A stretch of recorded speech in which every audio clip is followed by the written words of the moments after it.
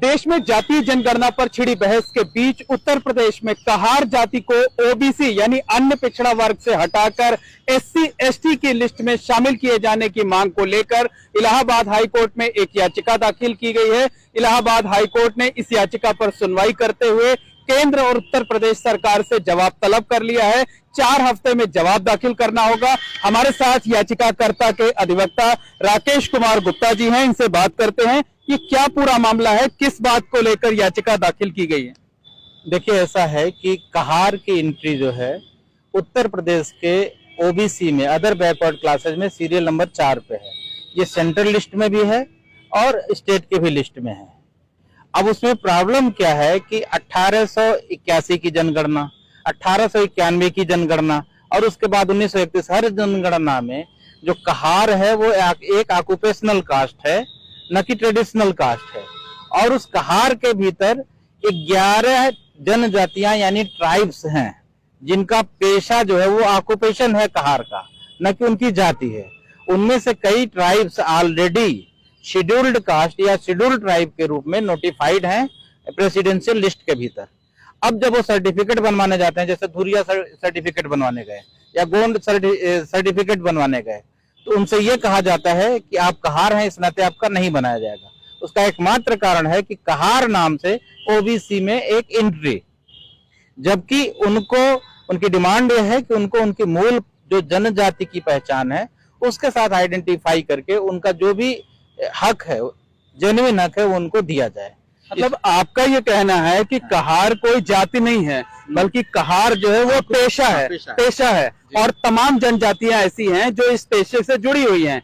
इसलिए उनको पेशे के आधार पर नहीं बल्कि जाति के आधार पर सर्टिफिकेट इशू किए जाए। जो उनकी ओरिजिनल मूल ट्राइबल आइडेंटिटी है, वो ट्राइब को जहां स्थान मिलना चाहिए वहां पे उनको स्थान दिया जाए। बल्कि स्थान दिया भी गया है, कुछ को दिया गया है, कुछ को नहीं दिया गया है। तो जिनको दिया भी गया है, चूंकि वो कहार नाम के लिफाफे के भीतर बंद हैं, तो रेवेन्यू अथॉरिटी जो सर्टिफिकेट इशू करते हैं वो लिफाफा देख के उनकी रियल आइडेंटिटी को कभी पहचानने की कोशिश ही नहीं करते हैं और उनको डिस्कार्ड कर देते हैं। अच्छा, कौन कौन सी जातियां या ट्राइब्स कहें ऐसी हैं जो कहार पेशे से जुड़ी हुई हैं और जिनको आप लोग चाहते हैं कि इन्हें ओबीसी से हटाकर एससी एसटी की कैटेगरी में शामिल किया जाए? ऑलरेडी वो एससी एसटी की कैटेगरी में हैं। हम ये चाहते हैं कि उनको उनकी रियल आइडेंटिटी से पहचाना जाए। जब तक कहार नाम के लिफाफे में वो बंद रहेंगे तब तक उनकी रियल आइडेंटिटी नहीं आएगी। और वैसे तो कुल 11 हैं, जिनमें से कुछ का तो कोई माई बाप ही नहीं है, जैसे रवानी है, रैकवार है, इनका कहीं कोई एंट्री ही नहीं है। जबकि उनकी पॉपुलेशन 1891 में भी अलग से दिखा रहा है और बाद की जनगणनाओं में भी अलग से दिखा रहा है। कुछ जनजातियां उसमें से गोंड के अंदर एंट्री की गई हैं और कुछ की जो है करीब 11 जनजातियों की एंट्री उसमें हुई है, क्या नाम है, कहार के भीतर हुई है। लेकिन वो सेपरेट जनजातियां यानी कि ट्राइब्स हैं। तो वो ये चाहते हैं कि उन सारे ट्राइब्स को अपनी उनकी जो मूल पहचान है उसके साथ पहचाना जाए। उनका ये भी नहीं है कि आप उनको एससी एसटी की लिस्ट में डालिए। जहां भी उनको स्थान जेन्युइनली जहां पे उनको हक मिले वहां पे डाला जाना चाहिए। जैसे ये बताइए कि अगर वो जनजातीय हैं तो फिर उनको कहार के साथ क्यों जोड़ा जाता है, कहार कैटेगरी में क्यों रखा जाता है? क्योंकि अंग्रेजों के टाइम में कहार एक प्रोफेशन हुआ और उस प्रोफेशन पे बाकायदा अभी भी कई डिपार्टमेंट में भर्ती होती है। हाई कोर्ट तक में भिस्ती की भर्ती होती थी जो कि कहार ही था। तो वो एक प्रोफेशन है। ठीक वैसे ही जैसे कि आप पत्रकार हैं, हम वकील हैं या कोई डॉक्टर है, तो उसमें अलग अलग जाति जनजाति कोई भी हो सकता है। तो जस्ट एक वो प्रोफेशन था और उसी गफलत में उसी प्रोफेशन को करने के कारण लोग उनको कहार के रूप में जानने लगे। उनकी जो असली आइडेंटिटी है वो उसके नीचे ढक गई, तो वो अपनी असली आइडेंटिटी के साथ आना चाहते हैं। बस मतलब आपका कहना है कि कहार कोई जाति नहीं है? हाँ बिल्कुल, कहार कोई जाति नहीं है। अगर वो जाति भी है तो ऑक्यूपेशनल कास्ट है, वो पेशा है एक, जिसको विभिन्न ट्राइब्स ने, कम से कम 11 ट्राइब्स ने अपनाया हुआ था। तो ये बताइए कि ये जो कहार समुदाय के लोग हैं, जाति तो नहीं कहेंगे, समुदाय कह लेंगे या पेशा कह लें, तो उसमें कौन कौन से काम करते हैं इस कैटेगरी के लोग? 1881 की जनगणना में स्पष्ट रूप से उल्लेख किया गया है। पालकी बियरर, पालकी ढोने वाला, सिंहरिया, सिंघाड़ा उगाने वाला, पानी कैरी करने वाला, पानी ले जाने वाला, पानी पिलाने वाला और मछली मारने वाला, ये पैसे स्पष्ट रूप से उसमें उल्लिखित हैं, लेकिन ये सभी पैसे करने वाले अलग अलग ट्राइब्स के लोग हैं और इसीलिए वो अलग अलग ट्राइब्स के लोग चाहते हैं कि उनको उनकी मूल पहचान के साथ जाना जाए। मैं स्पष्ट कर दूं कि ऐसा उनकी कोई जिद नहीं है कि उनको इसी जगह रखा जाए। अगर वो ट्राइब्स नोटिफाइड हैं एसटी के रूप में, तो जब उनकी रियल आइडेंटिटी आएगी तभी उनको एसटी का सर्टिफिकेट मिलेगा। अगर एससी के रूप में नोटिफाइड हैं तो उनकी रियल आइडेंटिटी आएगी तभी उनको एससी का सर्टिफिकेट मिलेगा। जैसे धुरिया है तो वो एसटी शेड्यूल्ड कास्ट के रूप में उसकी अभी तक इनको इनके जन्म के आधार पर सर्टिफिकेट नहीं इशू हो रहा है कि जिस परिवार में पैदा हुए उस परिवार की क्या जाति है, जनजाति है, उस आधार पर इनको सर्टिफिकेट नहीं मिल रहा है अभी तक। कुछ लोगों को मिला हुआ है, उसमें भी व्यवधान होता है। रेवेन्यू अथॉरिटीज बार बार उनको कहार कह के उनको खारिज करने का प्रयास करते हैं और उनकी रियल आइडेंटिटी तक पहुंचने का कोई प्रयास करता ही नहीं। और वो इसी कारण से हो रहा है क्योंकि वो कहार तो है, ये तो सच है, लेकिन कहार के भीतर क्या है ये तो जांच का विषय है। नहीं, तो अभी जो ओबीसी की लिस्ट है, चाहे वो सेंट्रल लिस्ट हो चाहे स्टेट की लिस्ट हो, क्या उसमें कहार कैटेगरी में 11 जनजातियों को रखा गया, उससे अटैच किया गया है? देखिए मेरे सामने ये प्रेसिडेंशियल आर्डर है जो मैं आपको दिखा सकता हूँ और इसमें जो है आपको मैं बता रहा हूँ 83, 87 जी आप बताते रहें। धुरिया है, गोंड है, राजगोंड है, हाँ, और एक जीवन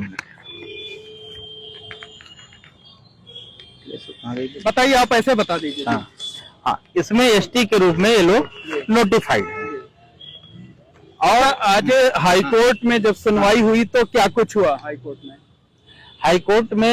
हाईकोर्ट ने इस मामले को बहुत ही पॉजिटिवली लिया और उत्तर प्रदेश सरकार से और केंद्र सरकार से इस पे जवाब मांगा है।